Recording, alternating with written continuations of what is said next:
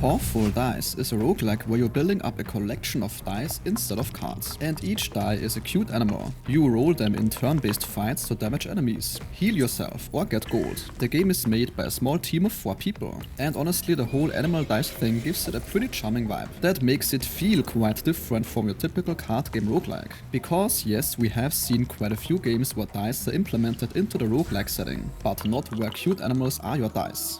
Thank you kindly at this point to Anomaly Studio for sponsoring this video.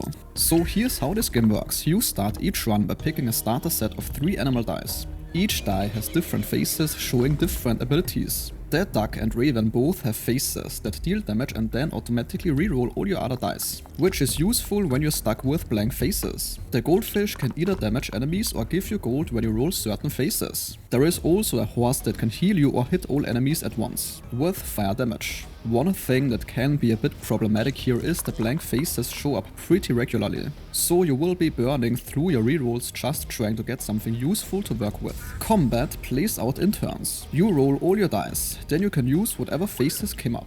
If you don't like what you rolled, you get a couple rerolls each turn to try for something better. The enemies do their thing after your turn ends, either defending themselves or attacking you. Some faces trigger automatic rerolls when you use them, so there is this tactical element of figuring out the order to play and when to push your luck with another reroll, versus just taking what you got. The decision making here does get trickier when enemies put up shields, because you need to break through those before you can actually damage their health. Between fights you move along a map with different paths. The combat nodes are of course straightforward battles. Campfires let you heal or spend gold to increase your max health. Shops sell new dice, upgrades and items, so pretty much the same map structure that we're used to. There are also blessing spots where you can level up a die for free, which then adds more faces or makes existing ones stronger. There are also unknown nodes that are random and could be anything, though they do seem to lean pretty heavily toward being campfires. The ultimate goal of course is reaching the boss at the end.